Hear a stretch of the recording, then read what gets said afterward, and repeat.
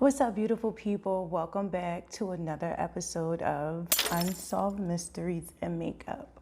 You guys know who I am, the lovely Marquita. You guys know why you're here, because we are going to talk some true crime. So, you know what's next? Time to put the hair on up and we'll get started.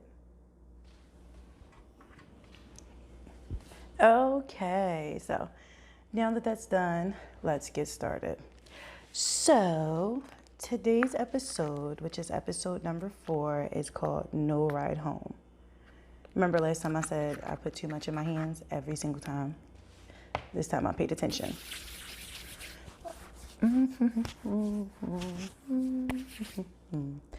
So, like I said, this episode is called No Ride Home. And it is about a guy named Alonzo Tyree Brooks. Alonzo was born and raised in Topeka, Kansas. Topeka is basically described as being like a really, really urban town, someplace where, you know, he can be comfortable and fit in.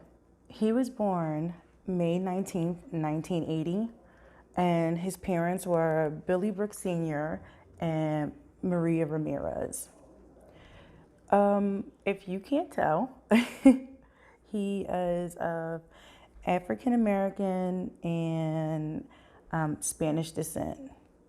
His mother is of Mexican descent, and she's one of the main people talking in this whole episode. You never see his father, but you do see a couple of his siblings, most notably his brother Bill Jr. Bill Jr. So yeah, you see them. And when he went missing, he was very young. I gotta cover up my mustache. He was only 23 when he went missing. And he actually did not go missing from Topeka because him and his mother moved to Gardner, Kansas. So I'm not really sure how far Gardner is from Topeka, but for whatever reason, he moved there, and he basically assimilated into the life down there. Gardner is described as being like suburban as opposed to Topeka. So he went down there and, you know, he made new friends and stuff like that. And I don't really like his friends because of how this whole situation played out, but by the end of the episode, they were remorseful. I just can't tell if it was real or not, and that's the most upsetting thing about this whole story is the way everything played out and, you know, like how his friends were the whole time. So let's start getting into the nitty-gritty of this story. So everything pretty much happens, well, for the most part, where the turning event happened on April 3rd, 2004. And that morning, Alonzo woke up and he told his mom that he was going to a party later on that night. So when he said it, he was just like, we're going to a party. And his mom is like, well, who the hell are we? I'm pretty sure he told her his friends. I don't know if she knew these friends because she never actually said that she knew the friends. But what I do know is that the party was supposedly for a guy that they knew that was going off to the service. At least that's what Zoe, because they called him Zoe, that's what Zoe told his mom. But the first friend that you're introduced to is Alonzo's friend, Justin. And when Justin talks about the party, he basically says that it was a spur of the moment thing. Like, it wasn't something that was planned in advance. I would imagine that if it was a going away party for a friend, you would have known in advance. Everybody would be like, well, you know, it's whatever, we'll go at this time or help set up or whatever. So I honestly think that Zoe probably told his mom that it was a friend going off to the service, because she probably would have told him not to go. She probably would have been like, don't go, you know, if you don't know any of these people or you don't know where you're going, it's not a good idea. And, you know, this is a group of guys. I think it was like 3 or 4 of them. Like, they just wanted to have a good time, right? So apparently everybody meets up at Zoe's house.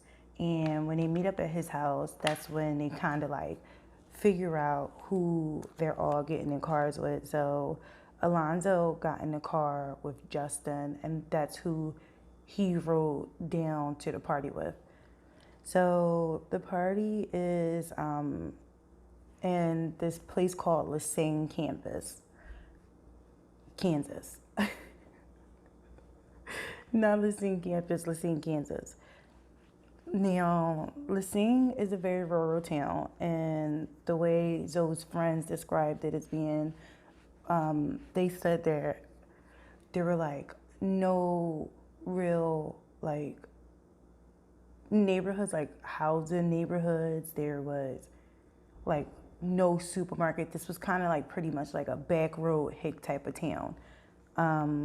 When you see Lassane on the episode, you kind of get those vibes.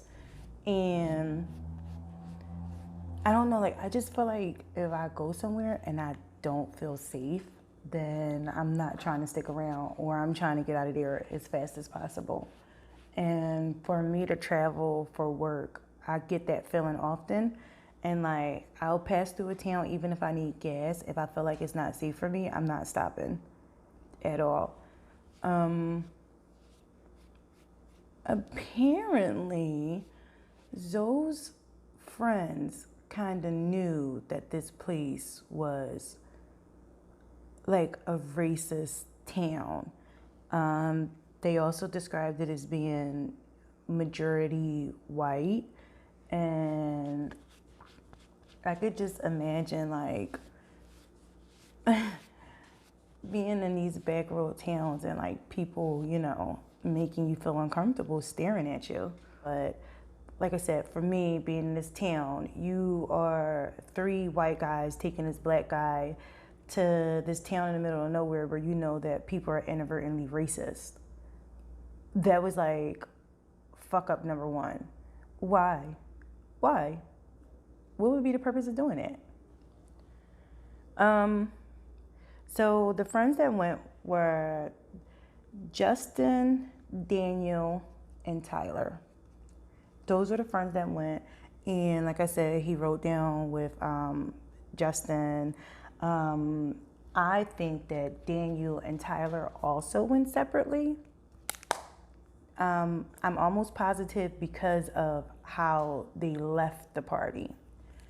So they went separately. When they got down to the party, the house that the party was at sits really far back off the road, like really, really far back off the road. And that's like what they noticed when they got to the property, that there was a creek that kind of ran like, the creek ran behind the property, but at some point in time, like they passed the creek. So there was a creek there, the house sat back off the road, and when they got out the car, the way they initiated themselves to the party was basically by screaming, "Who wants some beer?" And that's how, you know, they just started like integrating with everybody else. According to Justin, he said something like, I would imagine that Alonzo's, not imagine, he was like, Alonzo was pretty much the only black guy there. But when I actually read reports of the party, there were other black people there, maybe about a handful of them. So I wasn't there. I don't know what the truth is, but I know that these two stories are kind of conflicting. But either way, They get to the party. Justin does a lot of the talking because apparently I think that Justin was the closest to him out of the three white friends, the three white guys that went to the party with him.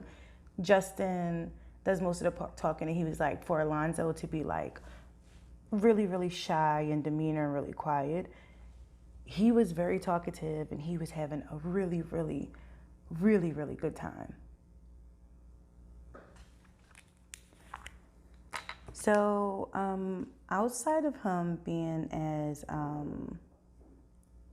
very shy, being described as very shy, he's also described as being very fun and loving and outgoing. And they say that he basically got along with everybody that he met. Most importantly, he was his mom's baby. And I feel like he had a very, very, very loving family, and the reason why everything kicked off the way that it did when he went missing is because of his family, but probably most importantly his mom too, because he was her baby. Like, he was the baby out of all of the kids, and like I said, when she moved to Gardner, he moved with her. So they had like a really, really good relationship. So when they get to this party, like I said, they announced who wants beer. They were integrated in. Alonzo's having a good time. Apparently there was about 30 to 50 people at this party, and it's a regular house party. People are dancing, people are playing card games, people are playing drinking games, and Alonzo was like, I'm in here on the drinking games, let's do this. Daniel, Alonzo's friend Daniel, at one point in time had drinks with Alonzo. They actually sat and they talked at the party, and it was just them two vibing. And I think that if I didn't know anybody at a party, I would be really busting it up with the people that I came with as well. So that's kind of normal for people to do that. Daniel said that when he walked away, I don't know how long he was gone for away from Alonzo, but when he walked away, he heard an altercation.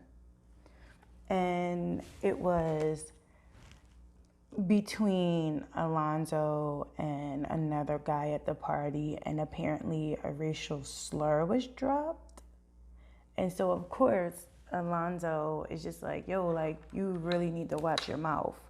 That's not cool.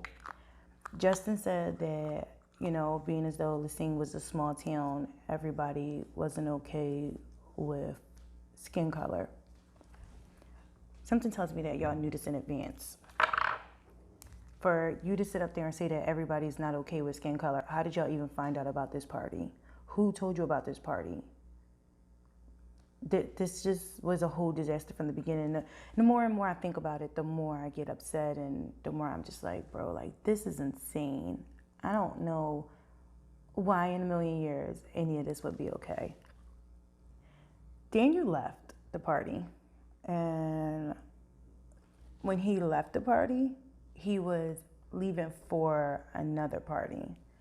He told everybody, they said their farewells, and that was that. Tyler left not too long afterwards, and this is the reason why I say Tyler and Daniel could not have come in the same car, because Tyler was still there after Daniel left, but then Tyler ended up leaving too. So now you just have Alonzo and Justin at the party. So, for those of you who smoke cigarettes, you know that you tend to smoke more cigarettes when you're drinking. Alonzo smoked cigarettes too. So at some point in time, Justin ran out of cigarettes, and he went to Alonzo and was all like, hey, I need to get more smokes, so I'm gonna run to the store.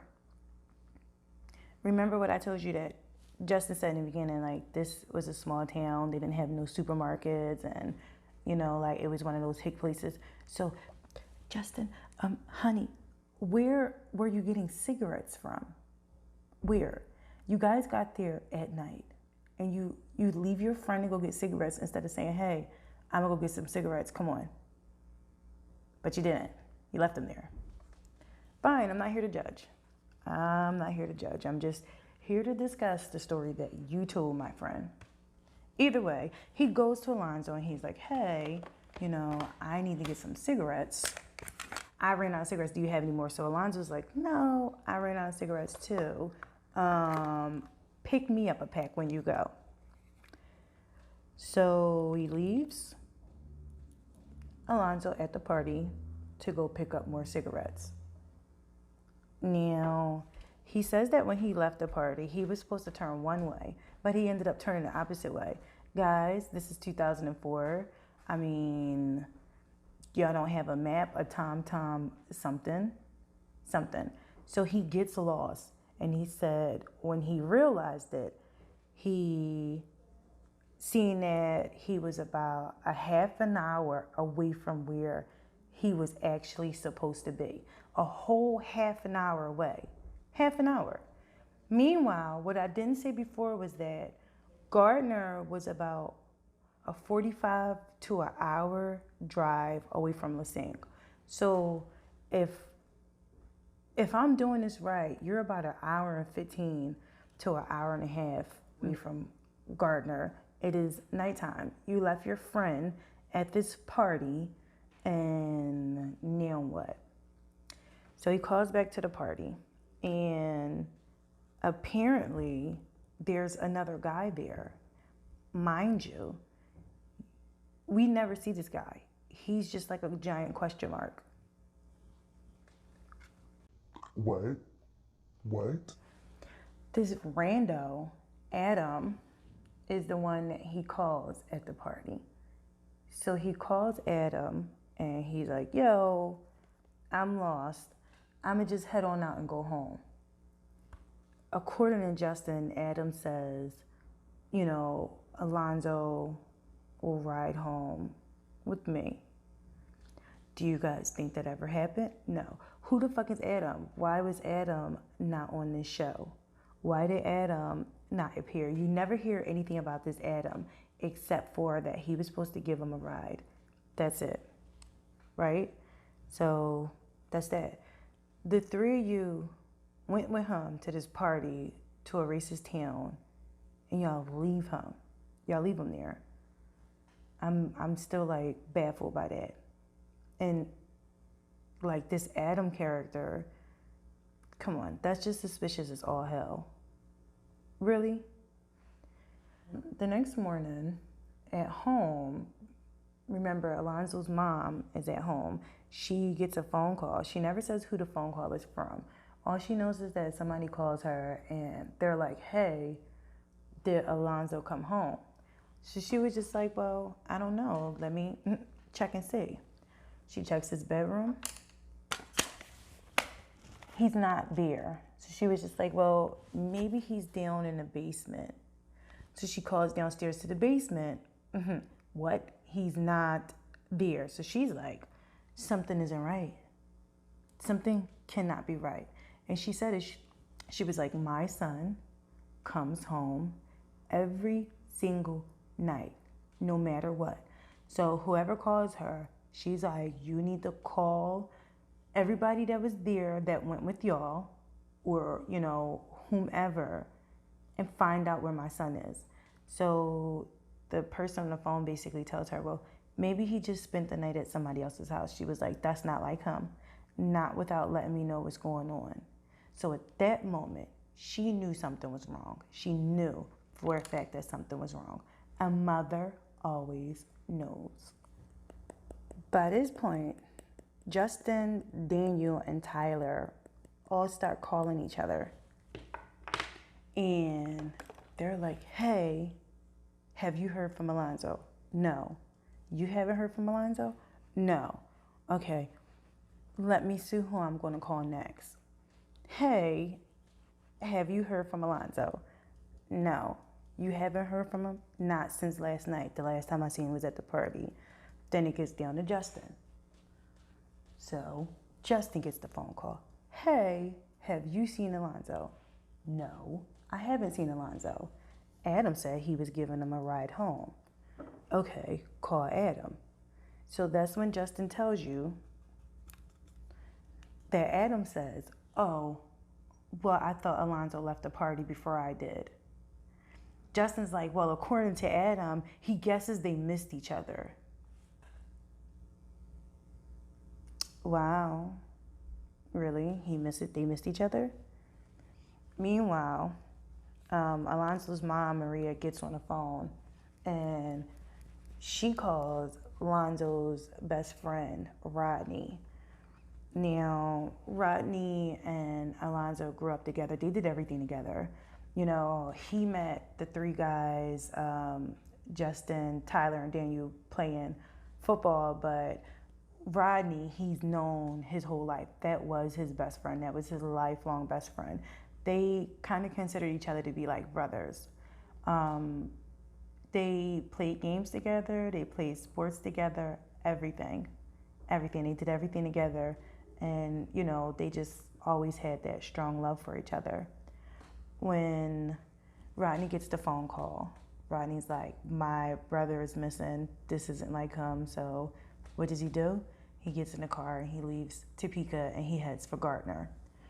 When he gets to Gardner, he gets in contact with Tyler, Justin, and Daniel. And he's like, take me to where this party was. So they take him to Lansing.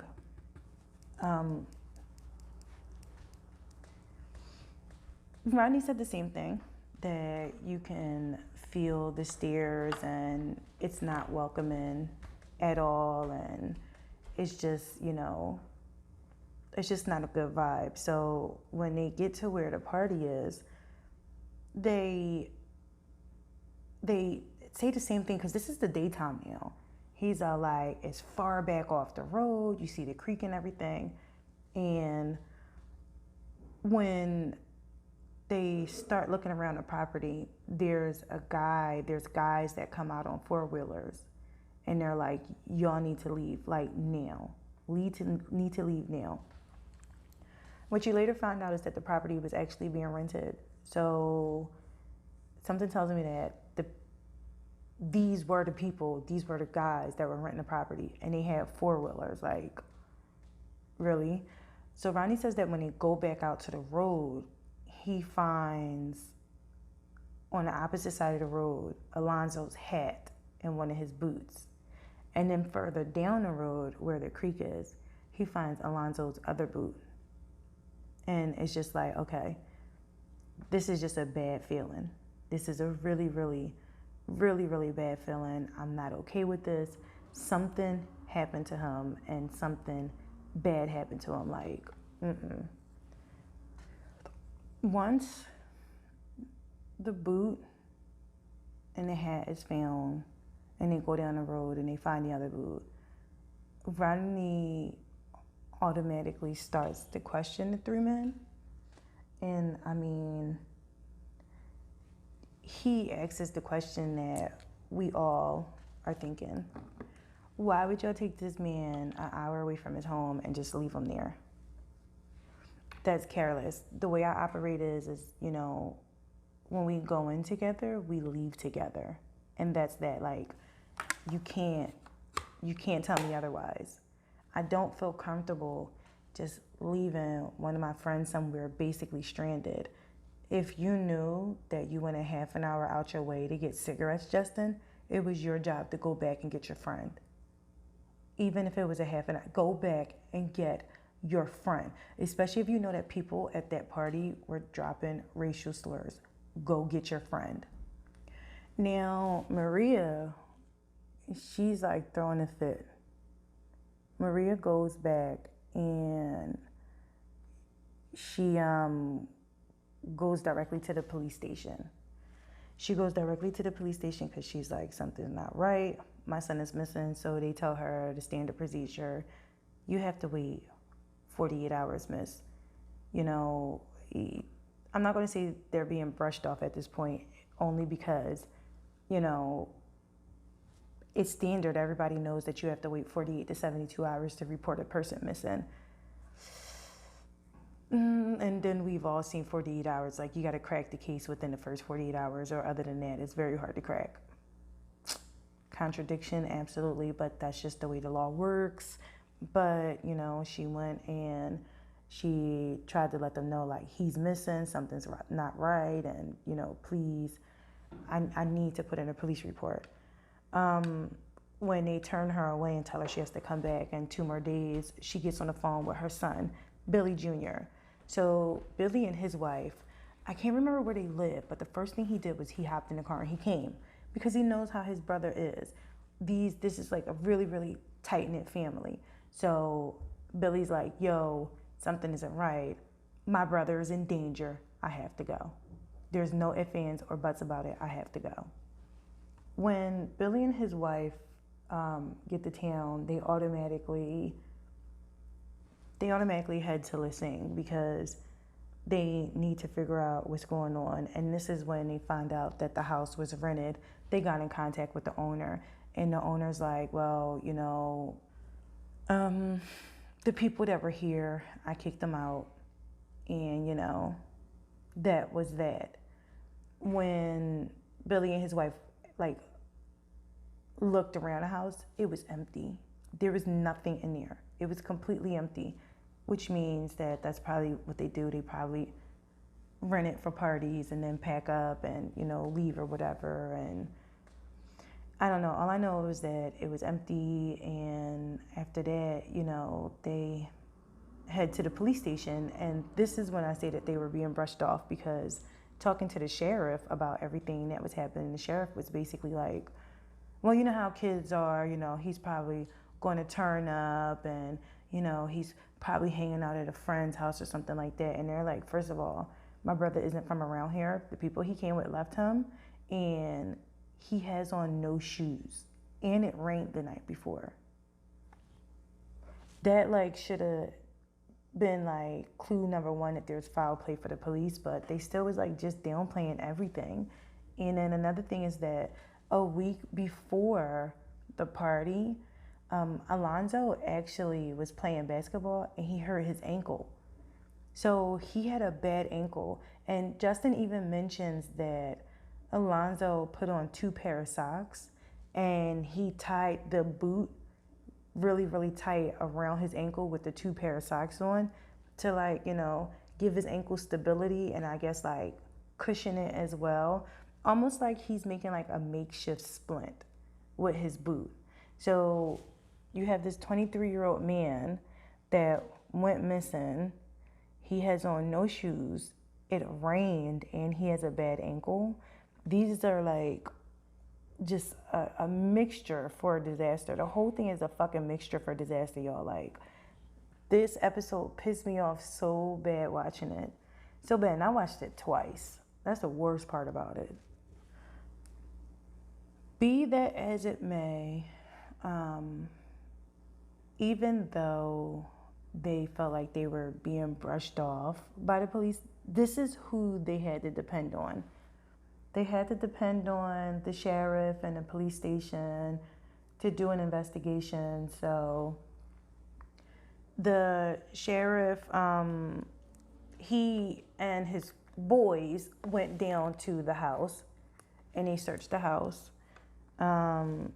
They also searched the creek, and what do you know? No Alonzo. And, like, they're like, what the hell is going on? You know your town.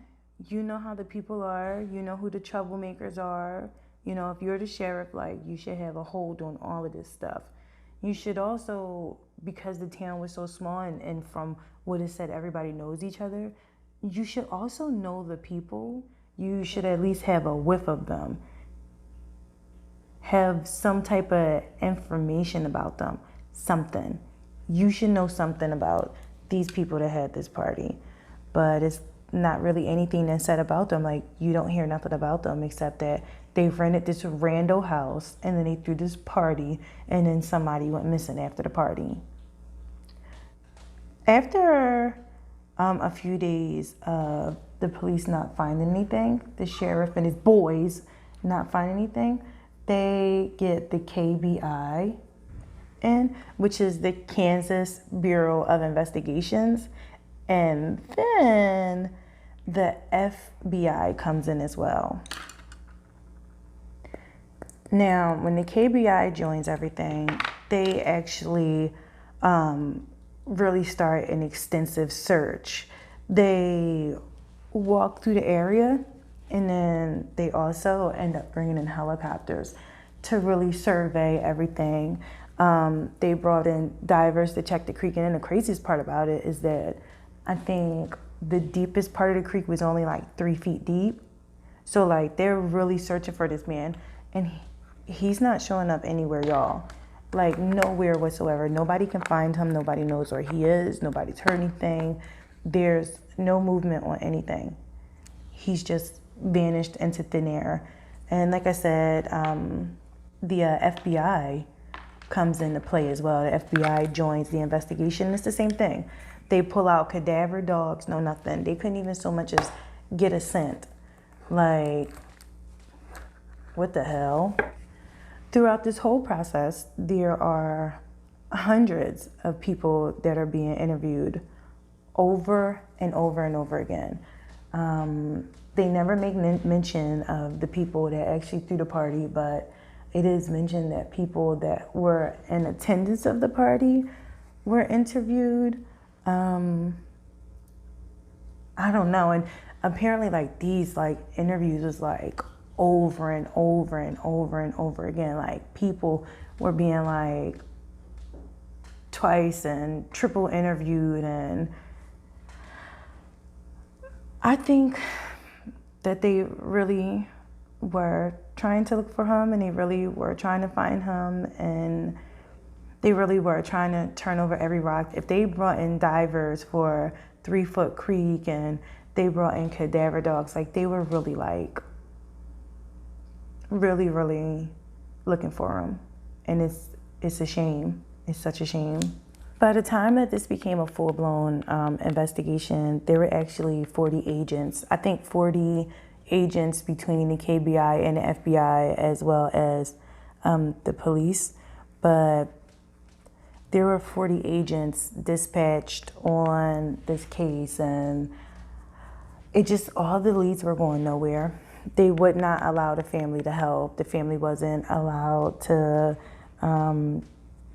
try and search for Alonzo or nothing. The family just basically had to sit back, and, you know, they were telling the family things like, well, he probably took his boots off and started walking home. And they're like, bro, like, he started walking home?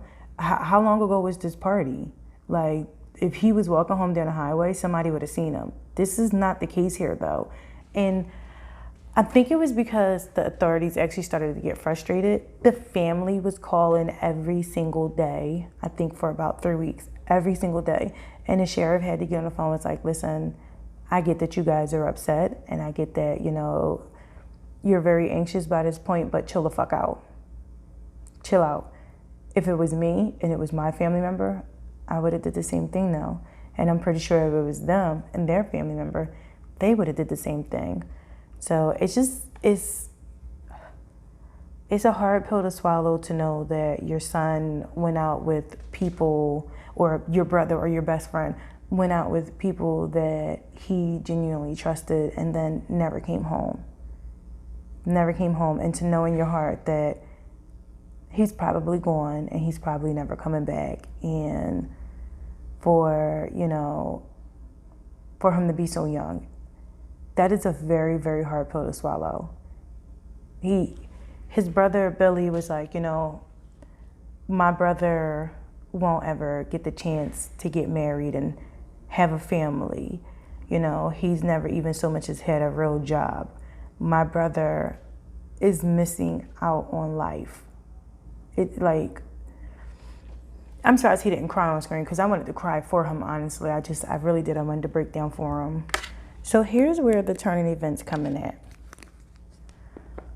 A whole 27 days after Alonzo initially went missing, the family were actually allowed to help look for him.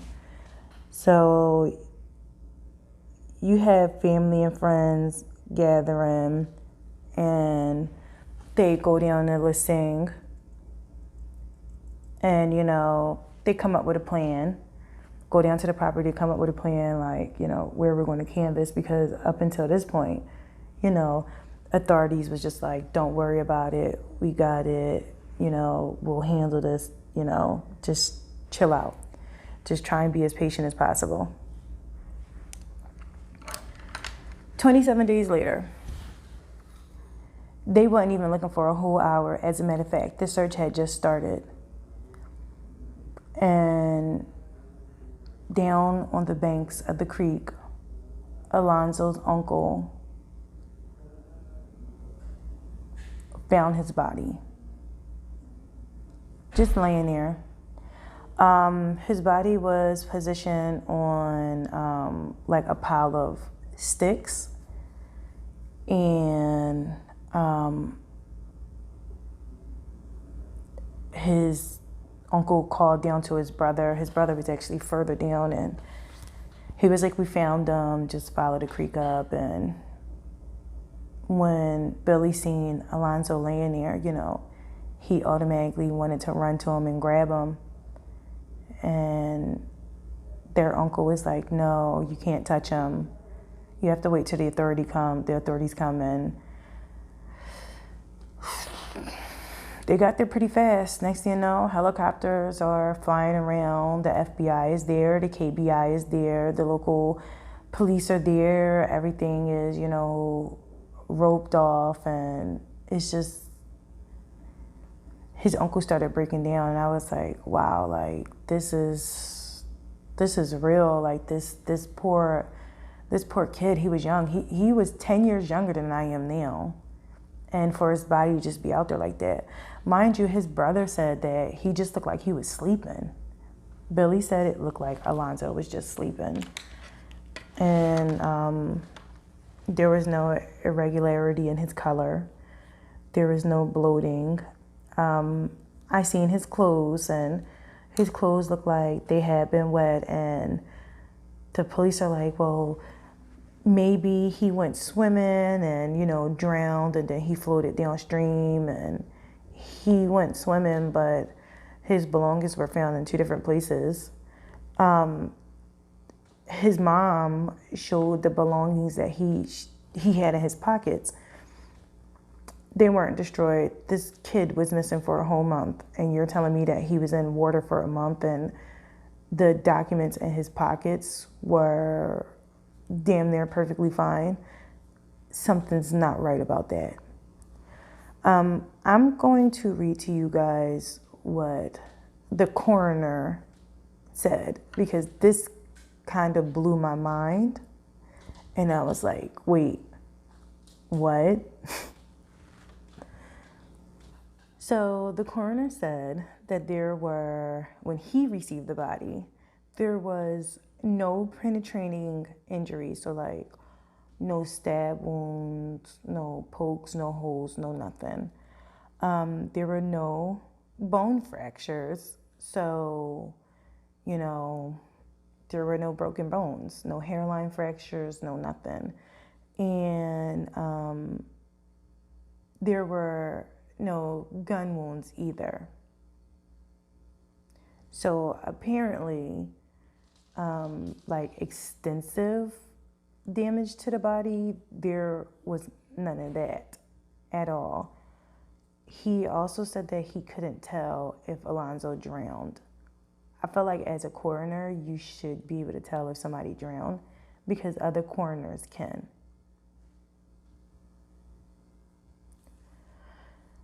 So I'm going to put my eyeliner on, and then I'm going to come back, and we're going to discuss this a little more before my final reveal. So I totally forgot to put on my primer spray, but I'm going to put on my setting spray. All right, so let's get back into this janky-ass coroner, because I don't like this guy. He said that he cannot tell if Alonzo is strangled. So there was No fractures, no puncture wounds, no gunshot holes. He also couldn't tell if Alonzo drowned, but he also said that he couldn't tell if he was strangled. Why couldn't he tell that he was strangled? Because there was flesh missing from off of Alonzo's neck. And then he says that that was attributed to animals and insects that were probably feeding on Alonzo's body, should I say. And here's the thing that doesn't make sense about that statement, like as a whole. If there is animals and insects feeding off of a body, they're not just going to target one spot. And you guys had to see him, like, he said this shit with confidence. They're literally not going to target one spot. They're going to feed off of whatever, wherever, however. So, like, it doesn't make sense to me. And this is a coroner from Lansing. I feel like they probably should have hired their own coroner, because I know that you can do that.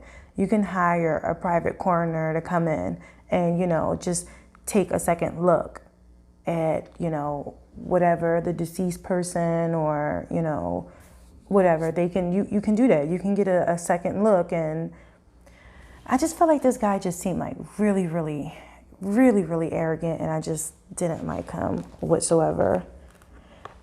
He basically ruled Alonzo's death as undetermined and said that there was no real circumstances for him to make any type of determination, which I think is bullshit. There was plenty of circumstances, and, it's just whatever. After all of this happened, of course, the internet was abuzz, and there was a lot of speculation going on, and probably a lot of Reddit, which y'all know I love me some Reddit speculations. But apparently people are saying that all of this was over a girl that flirted with Alonzo, and there was a group of white guys there that didn't like that. And even one of his friends, I can't remember if it was Daniel or Tyler, but one of them was just like, I feel like it's a possibility that Alonzo was jumped. And he was just like, I just wish that, whatever happened didn't happen. And I'm just like what? Like, you leave him at a party? Because that's what happened. You left him at a party. Like, the hell are you talking about now? You wish that what happened didn't happen. You left him at a party by yourself in a racist town. That's what happened. And, they seem like they were remorseful, but like I said, I'm not 100% sure that I buy it, because real friends would never do something like that. They just would never do something like that at all. You can't convince me in a million years that they would, because they wouldn't. At the end of the episode, towards the end of the episode, Billy gets a letter. I think it was in 2019, and he shows the letter, and it basically says they closed the case because there is no proof of a crime that happened. They can't find any proof that there was actually a crime that went down. Ooh, I'm just like, really? Like, really?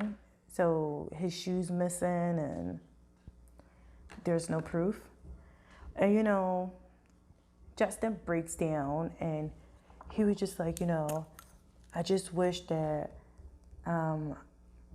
I would have gone back for him, and, whatever happened, I would have been there fighting with him, and so on and so forth. So